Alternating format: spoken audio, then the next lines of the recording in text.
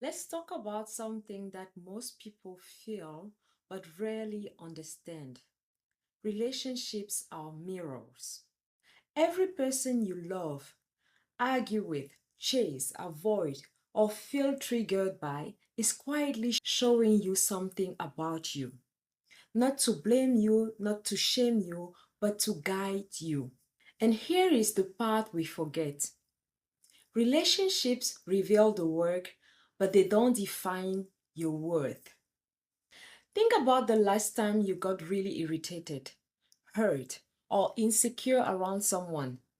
The reaction felt like it came from them, but the intensity that came from you, right?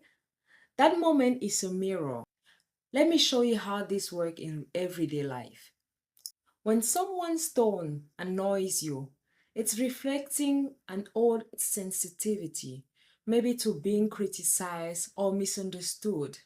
When you feel ignored or forgotten, it's reflecting a deeper wound, abandonment maybe, not feeling chosen, or childhood emotional neglect.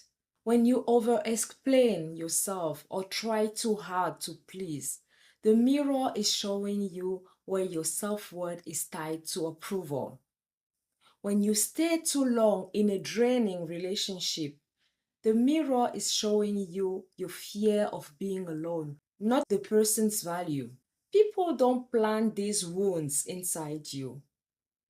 They just activate what already lives under the surface. That's why I say relationships are your greatest teachers. Not because they tell you who you are, but because they show you what's inside you. Most people learn the lesson wrong. They think if I was better, they would stay. If I was lovable enough, they wouldn't treat me like this. I must not be worth much if I attract this kind of relationship. It can be in your past, your parents, but relationships don't measure your value. They simply expose what needs healing. Being triggered doesn't mean you're dramatic. It means there is pain that needs attention. Having abandonment wounds doesn't mean you are unworthy. It means you were not properly nurtured. Struggling with boundaries doesn't mean you're weak.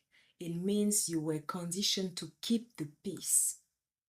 The work is yours, but the worth that's already built in, is already inside. No partner, friend, ex, or family member can take that away. How to identify the area that needs work? You can't heal what you can't see.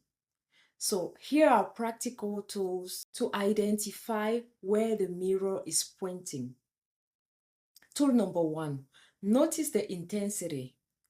Ask yourself, is my reaction bigger than the situation? Imagine someone's yelling at you and you start crying. That's a little bigger than the situation, right? Your reaction is bigger than the situation.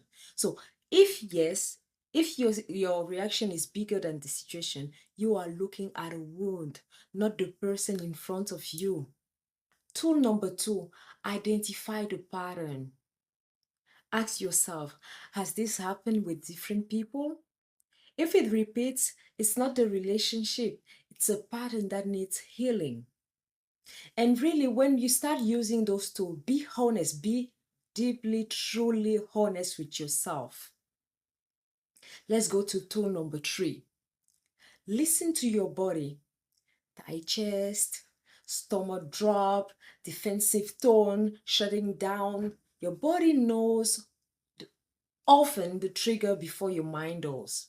So listen to your body. Tool number four, write the mirror sentence. Finish this sentence, for example. When they did this, tan tan tan, when they did tan tan tan, you add something. I felt tan tan tan because it reminded me of tan tan tan. Okay? This reveals the root.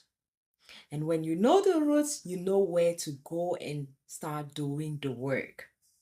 So I will share with you simple tools to do the work.